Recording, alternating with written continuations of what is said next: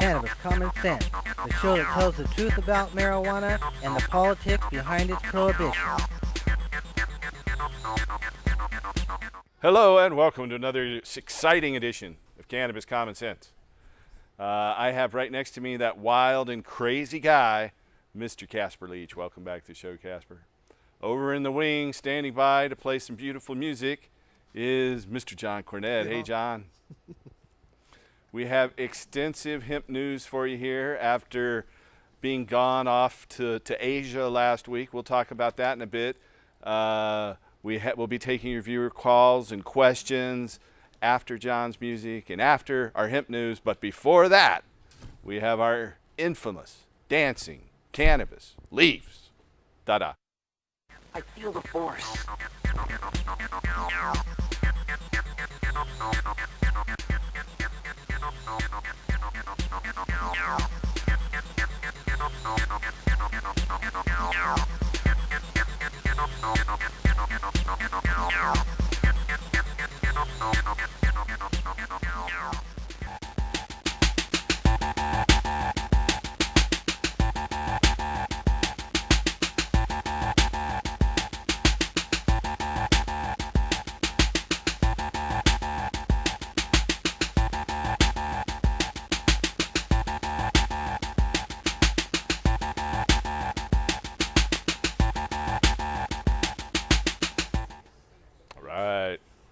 They're so cute.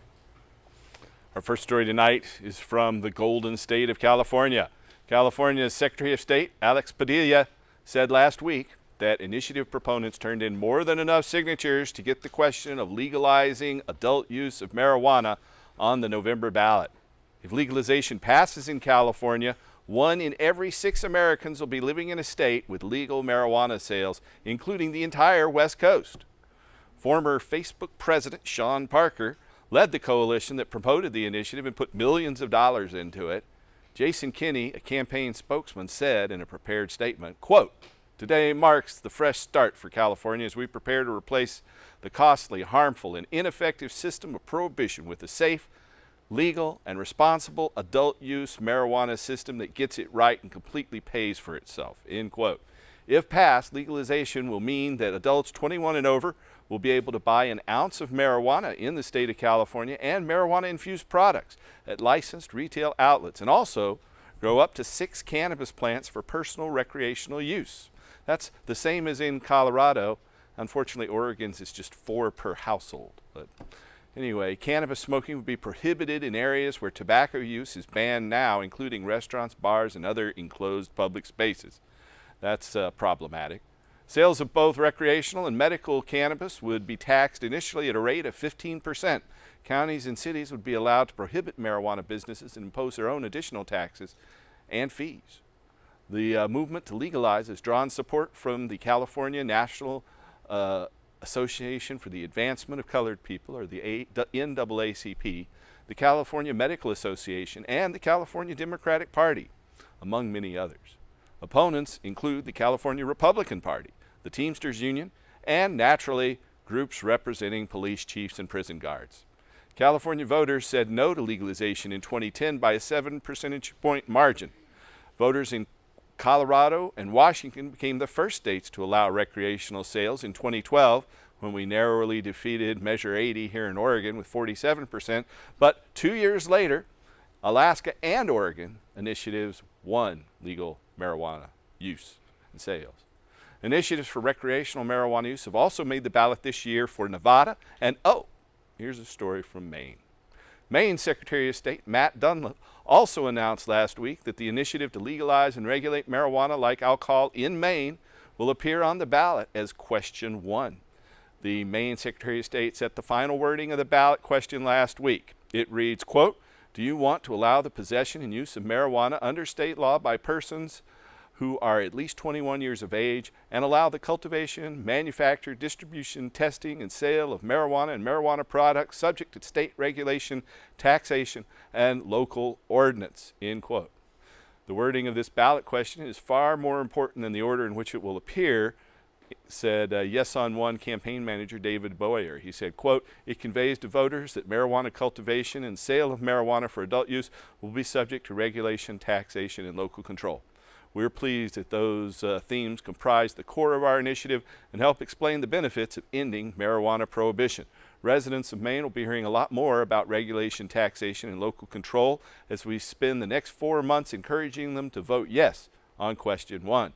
Several states have repealed marijuana prohibition over the past few years, and they are experiencing very positive results. Hundreds of millions of dollars in marijuana sales that used to take place in the underground market are now being conducted in tightly regulated businesses that are generating significant tax revenue and creating good jobs.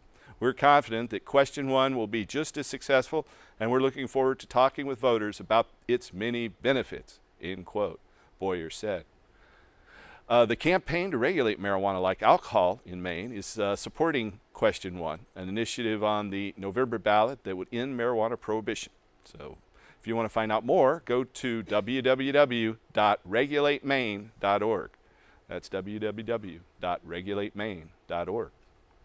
And if Nevada, Maine, California, and now we also have Arizona. A citizens' initiative to end marijuana prohibition in Arizona is poised to appear on the November ballot too, after proponents turned in their petitions Thursday with more than enough signatures to qualify.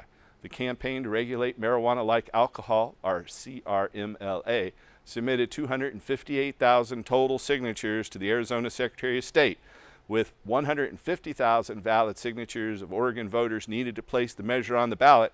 That appears to be a comfortable margin. The Arizona Secretary of State is expected to determine whether the initiative has qualified by late August.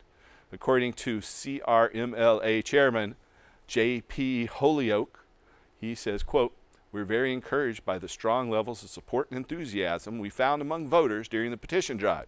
Arizonans are ready to end the antiquated policy of marijuana prohibition and replace it with a system in which marijuana is regulated, taxed, similarly to alcohol. We look forward to continuing the public conversation about the initiative. We think most will agree it's a sensible step forward for our state," Holyoke said.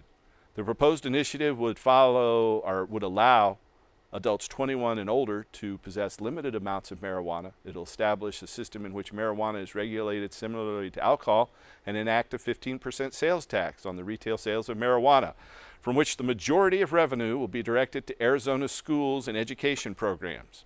On Wednesday, the Arizona Joint Legislative Budget Committee released a report estimating that passage of the initiative will generate approximately $82 million in annual tax revenue, with more than $55 million dedicated to full-day kindergarten programs and general aid to K-12 schools.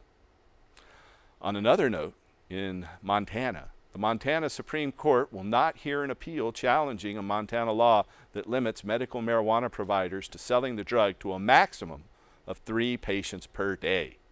Can't stay in business long if you only have 3 customers a day, folks. The Montana justices let stand a Montana Supreme Court ruling on Monday that upheld key provisions of a state law that rolled back much of a 2004 voter-approved initiative legalizing medicinal marijuana. The Marijuana Cannabis Industry Association said that rollbacks will force the closure of dispensaries and leave patients without a legal way to obtain the drug. These new restrictions are set to take effect on August 31st. Under federal law, 8% of defendants sentenced to federal prison in 2015 were convicted of violating marijuana laws, according to a June 2016 federal report issued by the United States Sentencing Commission. According to the report, the U.S. government prosecuted 71,184 cases in 2015 in which the offender was sentenced to a federal prison. Nearly 1/3, or 31.8%, of these cases were for drug convictions, the most common type of case prosecuted by the feds. Of these federal drug prosecutions, some 25% involved defendants sentenced to prison for violating marijuana laws. Overall, these 5,612 federal offenders comprised 7.8% of all new defendants sentenced to federal prison last year. According to the report, marijuana defendants in 2015 received an average federal prison sentence of 32 months. In the separate U.S. government analysis reported in 2015, that marijuana offenders comprise just over 12% of all federal drug inmates. Out in Colorado, where they have the Rocky Mountain High, the Colorado Health Research Council, or CHRC, on Friday announced that it's formed to oppose Amendment 139, a constitutional amendment that would order the legislature to set an irrational limit of no more than 16% THC, or tetrahydrocannabinol, of any cannabis product sold at a state-licensed retail store, while also putting packaging and labeling requirements that already exist directly in the state constitution. While well-intended, and the proponents of this hastily drafted measure are suggesting that we amend the Colorado Constitution in a way that would have devastating unintended consequences on the citizens and economy of Colorado. Many Coloradans, including veterans suffering from PTSD, rely on cannabis as an effective and safe medicine. This bill would directly impact those using medical cannabis. So don't vote for that, Colorado. Down and under, the researchers at the University of Canberra in Australia are starting a new research project aimed at producing a cannabis-based combination therapy treatment for melanoma, the most serious form of skin cancer. International medical cannabis producer Can Pharmaceutical signed a $1 million deal with the university to provide university medical-grade cannabis for clinical trials on melanoma patients. The 2-year research project will be led by University of Canberra professor of molecular and cellular biology, Sudho Rao. Existing research suggests several compounds in marijuana have the ability to switch off uncontrolled skin cell growth, a major factor in the development and progression of skin cancer. According to Rowe, he said, quote, Australians have the highest rate of melanoma in the world, with estimates of more than 13,000 new cases to be diagnosed in 2016 alone. When you consider that melanoma is the third most common cancer in Australia and New Zealand, and almost 1,800 people will die as a result of cancer this year in Australia, we need to work harder at finding effective treatments, end quote. Medical cannabis will be administered to melanoma patients along with standard chemotherapy. Scientists will monitor how melanoma stem cells respond to treatment with marijuana. Clinical trials are expected to begin in 2017. Down in San Diego, a group of San Diego scientists put out a study recently suggesting that the active ingredient marijuana may be helpful in preventing Alzheimer's disease. Future research is needed to confirm the results, but one of the scientists worried that those follow-up studies may not happen due to restrictions on research involving marijuana. According to David Schubert of the Salk Institute, he says, quote, to work on anything related to marijuana or these psychoactive drugs in the United States is, from a scientific point of view, extremely difficult. There are so many rules and limitations on what can be done, end quote, he said.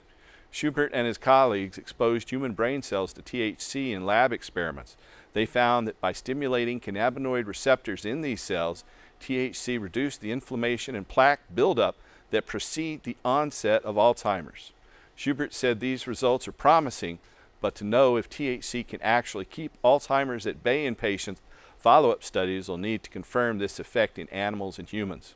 That won't be easy, Schubert said, because the Drug Enforcement Administration, boo hiss, still considers marijuana to be a dangerous drug with no medical use. According to Schubert, he says, quote, best to let the science do the work and sort these things out, end quote. Schubert said his lab's work on marijuana and Alzheimer's is completely at a standstill, considering the funding and regulatory hurdles involved in securing large amounts of THC for use in living organisms. He hopes the DEA will reclassify the drug when they take up the issue next month.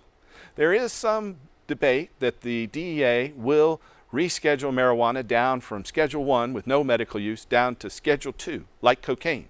Some people think that will legalize marijuana, but you know, cocaine's not legal, so Schedule 2 is not legalization. It will simply allow some research to go. You know, marijuana should be completely descheduled.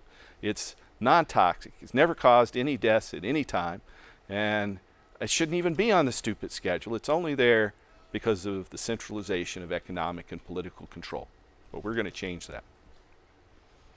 In the United States Congress, U.S. Senator Steve Daines, Portland's own U.S. Representative Earl Blumenauer, and 9 members of the U.S. Senate and House of Representatives on Tuesday urged congressional leadership to include a provision in the final funding bill set to the president that protects veterans' ability to discuss the use of medical marijuana with VA physicians in states where it's legal. Although the provisions passed both chambers of Congress, it was removed in a conference appropriations for military construction, Veterans Affairs, and related agencies in the middle of the night, about 3 a.m., in a secret move.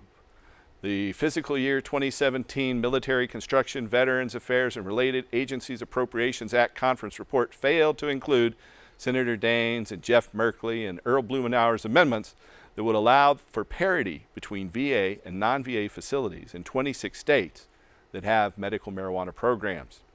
The amendment does not change current laws preventing the possession or dispensing of marijuana on VA property, but simply allows veterans to discuss all options that are legally available in their state with their VA doctor. We strongly urge the U.S. Congress to pass that bill. Out of Springfield, Illinois, Governor Bruce Rauner has signed legislation to expand and extend the state's medical marijuana program. The legislation, Senate Bill 10, extends the state's medical cannabis program to 2020. Legislation initiating the program was set to expire in 2018. Other changes to the program include adding post-traumatic stress and any terminal illness as a qualifying medical condition, extending the lifespan of state-issued registry cards from 1 year to 3 years in duration, and amending the requirement that physicians must explicitly recommend cannabis therapy. Instead, physicians will only be required to certify that there exists a bona fide doctor-patient relationship and that patients possess a qualifying debilitating medical condition to get that state permit in Illinois. The new changes in law took effect upon the governor's signature. Separate legislation to reduce minor marijuana possession offenses in Illinois from a criminal offense to a civil fine still awaits action from the governor. And finally, our last story tonight, out of Sacramento, California. The inhalation of vaporized herbal cannabis reduces neuropathic pain in patients with spinal cord-related injuries, according to placebo-controlled clinical trial data published online ahead of print in the Journal of Pain.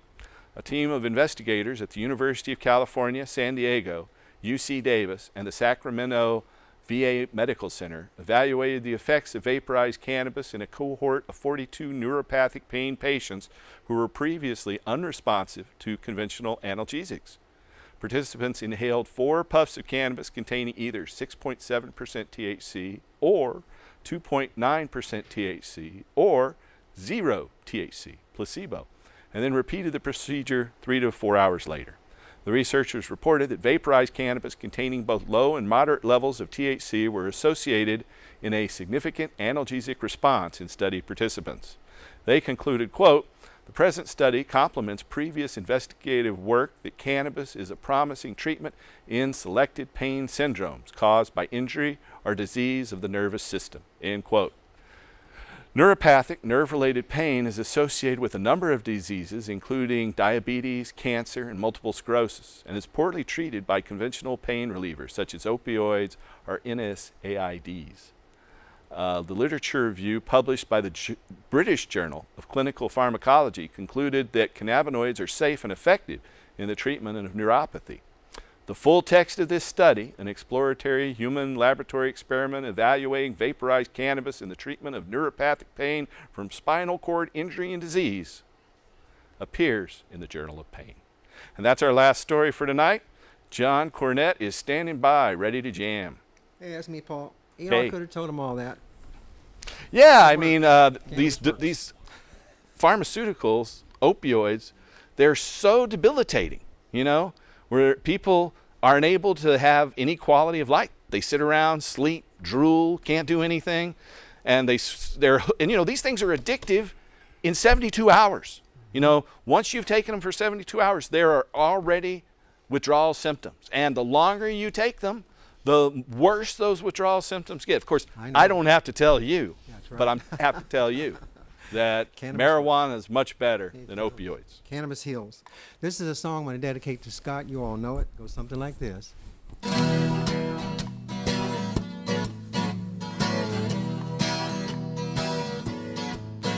On the first part of the journey, I was looking at all the life There were plants and birds and rocks and things. There was sand and hills and rings.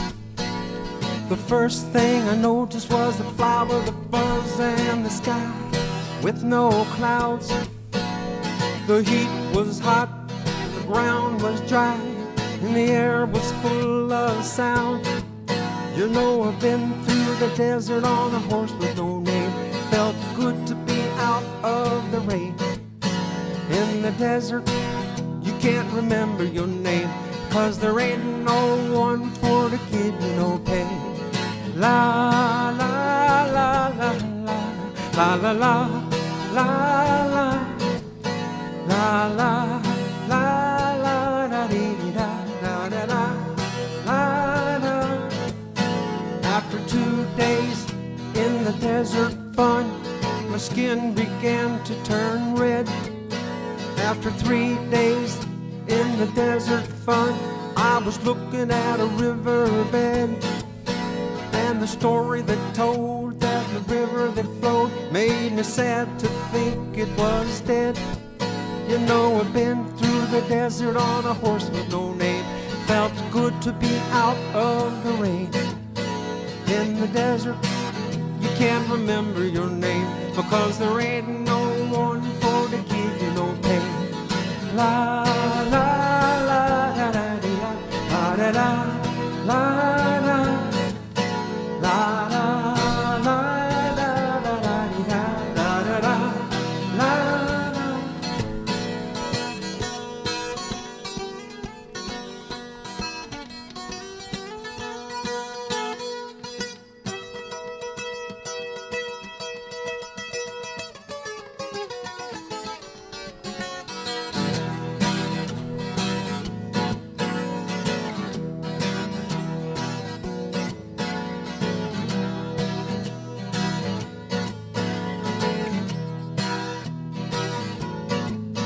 After 9 days, I let my horse run free, 'cause the desert had turned to sea.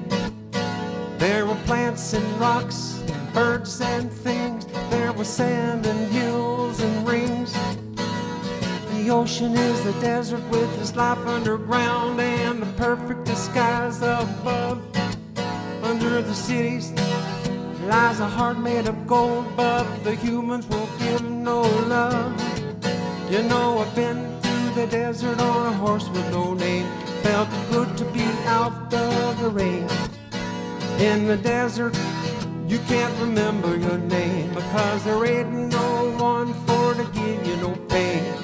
La la la la da dee da la la la la la la la da dee da da dee da la la.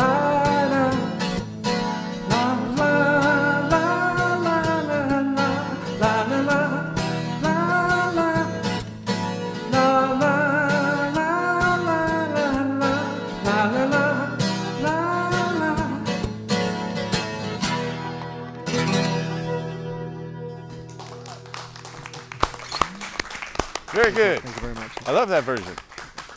That was good. I like the way you did that. Hope you did too.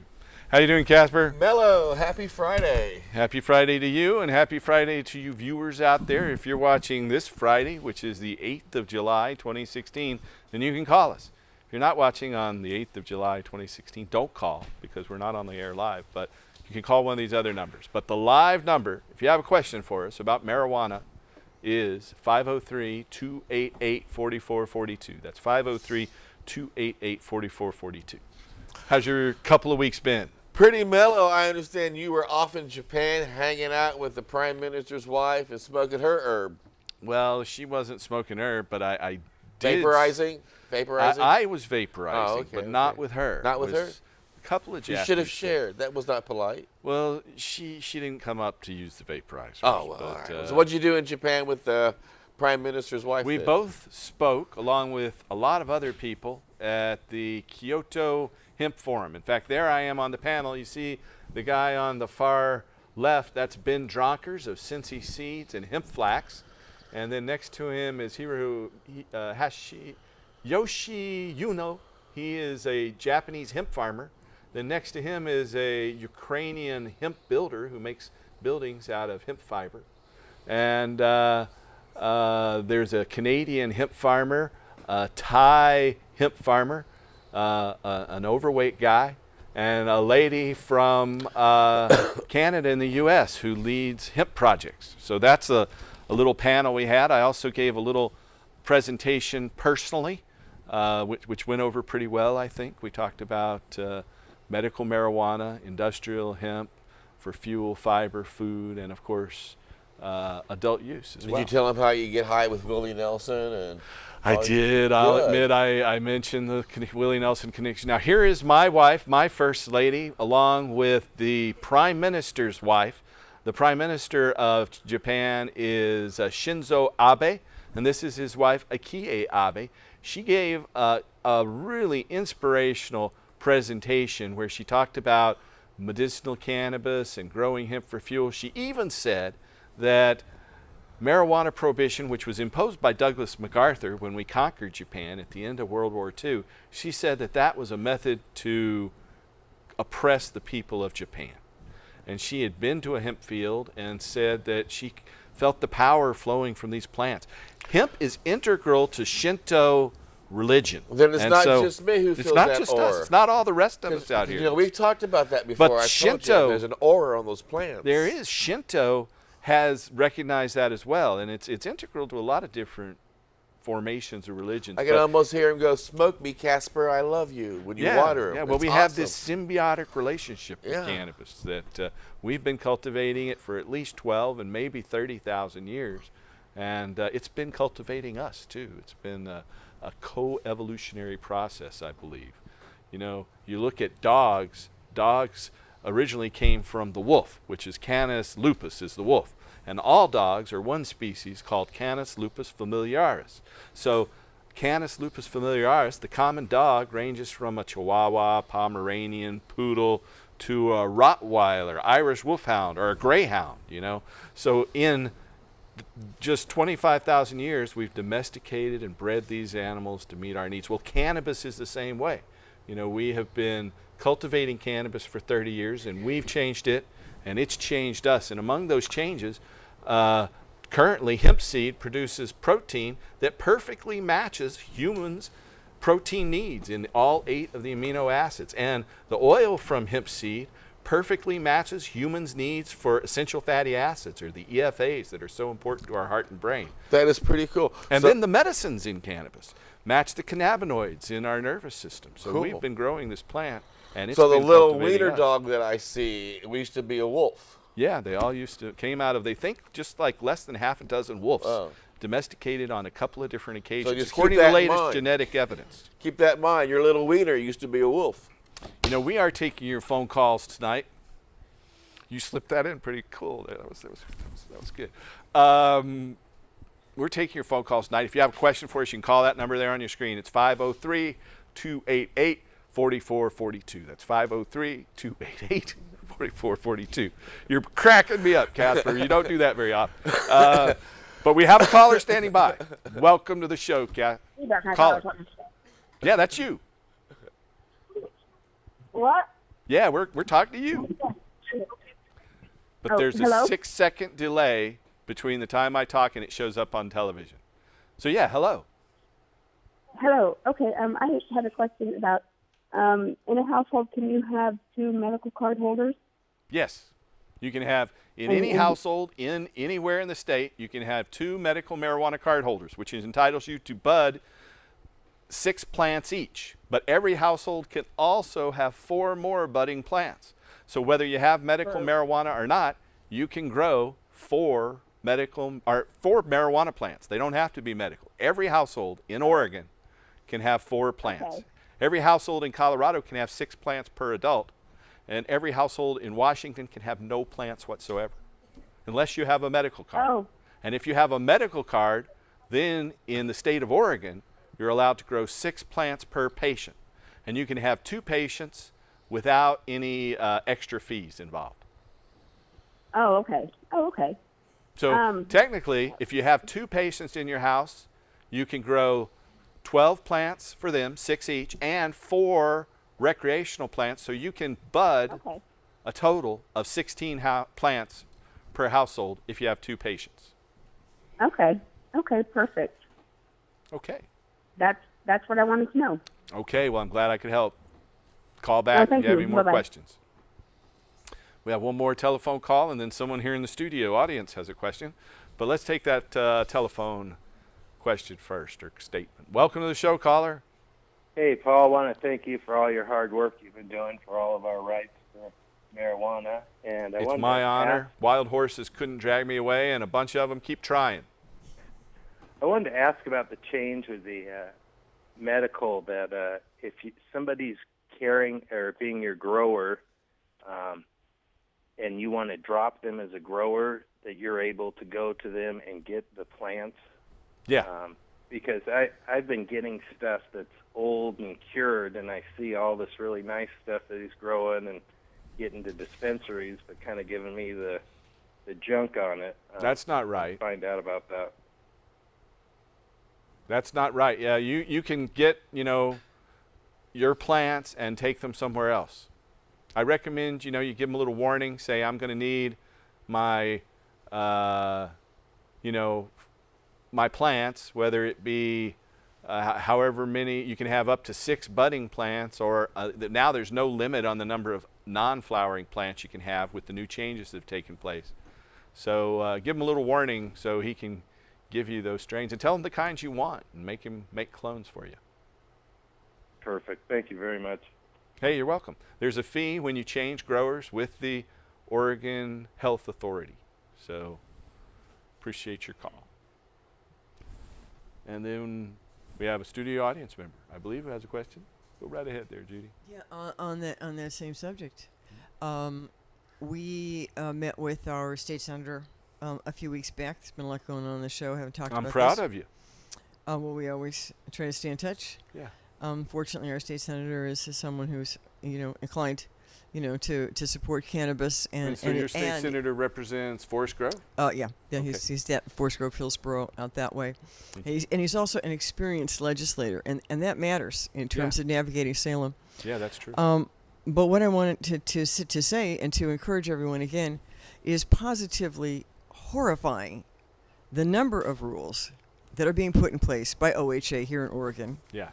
Yeah. And what our legislators, like our senator, I have no reason to doubt him that he really had no idea about some of these rules. This whole reporting thing, a $500 fine Per day? if you don't report. Oh, and by the way, if you're not computer literate, if you don't have a computer, if you don't have access to it, it's your responsibility. I told my senator straight up, if I were in that position, which fortunately I am not, because I am growing at home, medical patient growing at home, if I were, I would be looking for an attorney to sue the state immediately. There cannot be anything legal about that. Mm-hmm. And yet they're doing it. And I just want to encourage everyone again, these rules that OHA is putting up are not rules that our legislators have to vote on. So therefore, they are not necessarily in touch with all the details of what's going on, because they are dealing with all the other issues of the state. Mm-hmm. And if we are not active, those of us in the cannabis community, nobody is going to do it for us. Nobody. That's right. And this is outrageous. This business of charging a fee a fee to change growers. Oh, these fees have and gone, the fee outrageous. is now gone. It was outrageous when it was a $50 grower fee, but now it's 4 times more outrageous. I didn't mean to interrupt you, though. That's okay. All right, good. It's just an outrageous fee. Now people have to pay $400 if you can't grow at your own home, or you want to sell any to a dispensary. They're going to charge each patient $400 a year.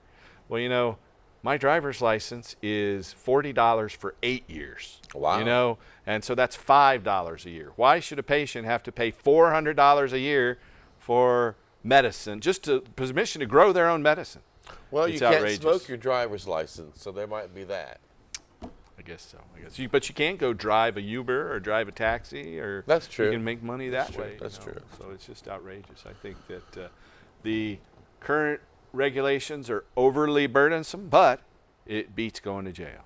Yep. So we'll see transition. We win one battle. There's still a And the war going on. politicians are happy. They're getting money out of the package deal, right? Yeah, I think they're getting too much money. And doesn't like some of the enforcement community get a little cut of the pie too, some way? Yeah, I think so. Yeah. So as long as they're getting their cut, that's all they wanted, Most right? of them. That's all they wanted was just. That's why they kept it illegal. They couldn't figure out how to get their fingers in the pie. Now that they can get part of the money, they're happy it's legal. Okay, we have a studio audience member who has another question. Does that here. sound cynical? Yes. Oh, I'm sorry. It's all right. Well, first off, I'd like to have a shout out to my friend Tim Yates out in Las Vegas. He's a longtime watcher and listener. Hey, Tim. Yes. And you've answered this before. Maybe I wasn't paying attention. How long is marijuana in your system, whether you smoke it, vaporize it, or Close to the edible? microphone, if you would. 22 days, right?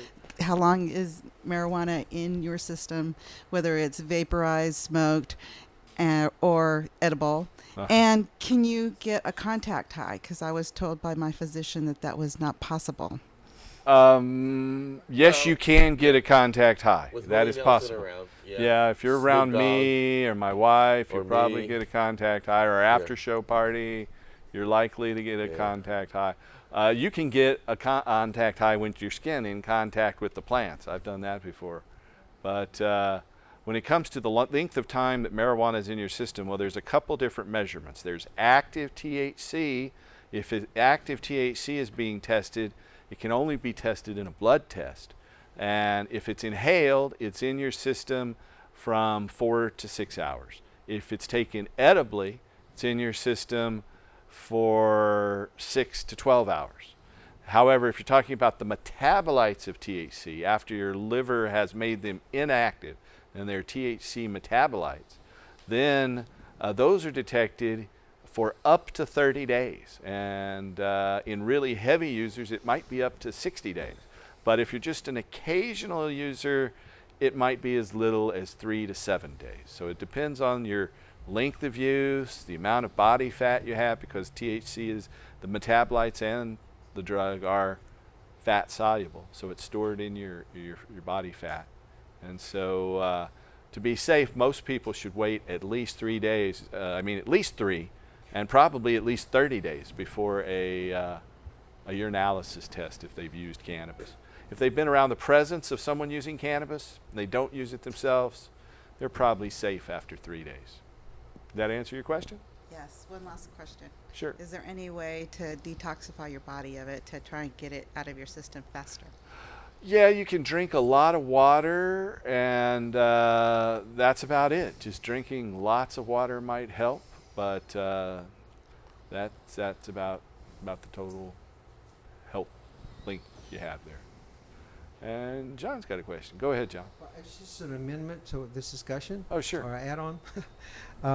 I was helping a young man a few years ago who had been sober in AA for about 3 years, and he had got the nudge from the judge and all that jazz, right? So he was having to report in, do the urine test, and as it turned out, he was a little heavy and he was losing weight. And as it turns out, according to the study that we found, and we got him off, by the way, because he was going to go to jail if he was dirty. We found the study that said that it could be in your system for up to a year, even longer, when you're losing weight. Because when you're losing weight, it'll go out with the fat cells. The fat cells. And so that was the thing. He was working out and all that. So he went and did the test, and bam, there it was. Wow. Yeah, Well, you know, everybody tests positive for some THC because everybody has a natural endogenous cannabinoid system.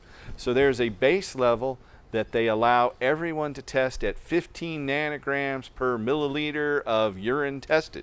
And usually the cutoff is 25 or 35 nanograms. It all depends on the tester. But what they're testing for are metabolites. It doesn't show that you're high. It just shows how recently and how much maybe in the past you have used cannabis. So everyone has endogenous cannabinoids that THC mimics that will also test positive for metabolites of THC in the urine. So there's the thing. We got a caller. Welcome to the show, caller. Hello, Paul. Hey. Hey, this is Mike Harris. I have Mike. I have a good question for you. Okay. Can we get a list of the people that are voting against us and passing these rules so we have somebody to write letters to and complain about? Yeah. One good place to Because live is your state legislative website. You can look up the bills individually and see who it is that's been doing that. You go to the state legislature's website and you just search for marijuana and see who's voting for and against these things. We will put that out in our publications just before the election this November. Good. So you can look on our website at crrh.org. That's our political website, crrh.org. Well, you guys have a great night. Nice talking to you. Hey, it's nice talking to you too. Bye-bye. Bye. So, Casper, how's it going in Radio Land? Radio Land is like FM world now. It's on automation, and I love it. Everything's pre-recorded, so you can enjoy good content and good quality sound, and always find that we are around without having to worry if we're on or off the air. And we got lots of great content, and our listening audience continues to grow, as do some of our hosts. And so make it a point to tune in and check out timeforhemp.com. Thank you for asking, Paul. Sure. I know you were streaming some of the stuff from Japan. I were was. doing. Well, Nair was doing it. Yes, she was. Nair was doing it on your website. So, but you've been fixing that up. Hey, we have a video we're going to run, and we'll be back just after this brief video. Here it goes. The abdominal obesity and the associated cardiometabolic complications are critical areas of investigation. The endocannabinoid system helps to regulate the central control of energy balance and peripheral metabolic processes, both of which may contribute to cardiometabolic risk factors.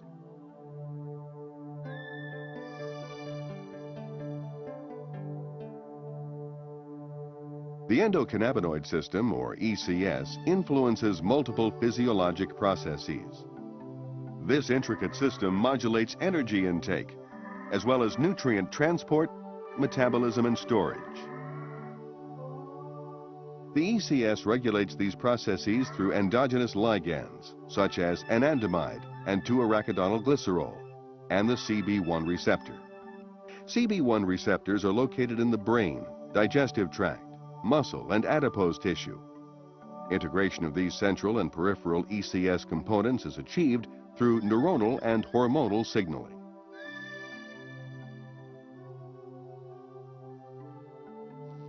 Within the brain, CB1 receptors are among the most abundant G-protein coupled receptors.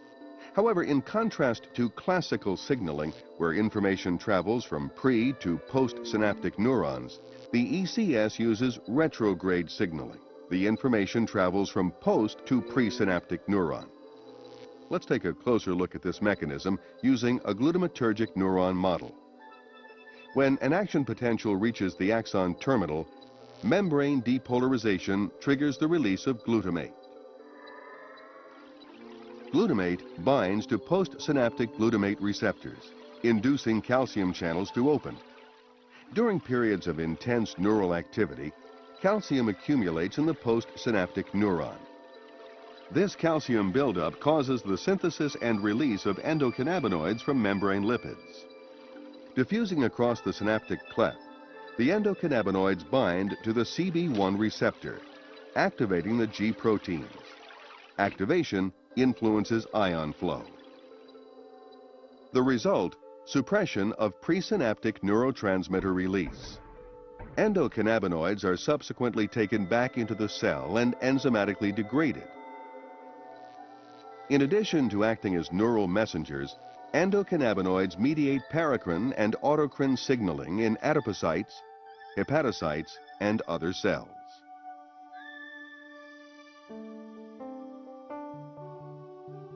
Endocannabinoid system activity in the central nervous system regulates food intake. For example, ECS stimulation by hunger and fasting signals stimulates appetite and increases the palatability of food. Endocannabinoids slow gastric emptying and GI transit and appear to stimulate secretion of ghrelin, a neuropeptide that increases appetite and food intake. After eating, cholecystokinin in the duodenum triggers satiety signals. Subsequently, ECS activity is decreased through suppression of CB1 expression. An increase in the adiposity hormone leptin decreases endocannabinoid levels in the hypothalamus and decreases food intake.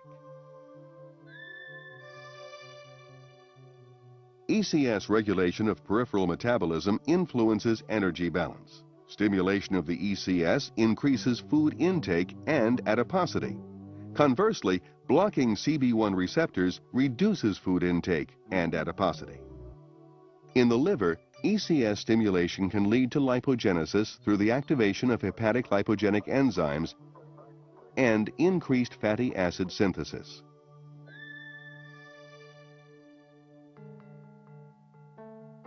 Chronic stimulation of the ECS is associated with dyslipidemia. Activation of CB1 receptors increases expression of SREBP1C, a lipogenic transcription factor, and increases fatty acid synthesis. SREBP1C increases production of lipogenic enzymes, ACC1, and fatty acid synthase. Increased fatty acid synthesis can lead to production of large triglyceride-rich VLDL. Large triglyceride-rich VLDL sets the stage for the atherogenic lipid profile of small, dense LDL, decreased levels of atheroprotective HDL, and overall increases in cholesterol and triglyceride levels. Adiponectin, another hormone secreted by adipocytes, regulates lipid and glucose metabolism. Adiponectin is believed to regulate fatty acid oxidation in muscle and liver, thus improving insulin sensitivity. CB1 receptor stimulation in adipocytes reduces adiponectin, while CB1 blockade increases adiponectin synthesis. Metabolic dysregulation leads to a constellation of symptoms including abdominal obesity, atherogenic dyslipidemia, hypertension, insulin resistance, prothrombotic state, and pro-inflammatory state. As basic and clinical research progresses, we will continue to increase our understanding of the central and peripheral endocannabinoid system and its role in the regulation of metabolic function.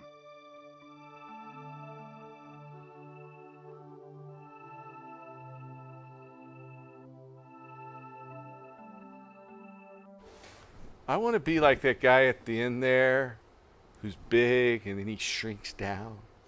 I want to do that. Can I do that? Just like we have a phone call. Welcome to the show, caller. Hi, Paul. Hi, Cannabis Common Sense. How's everybody doing tonight? We're doing great. How are you? You sound just like Nikki. From Nikki's Diggity Dank.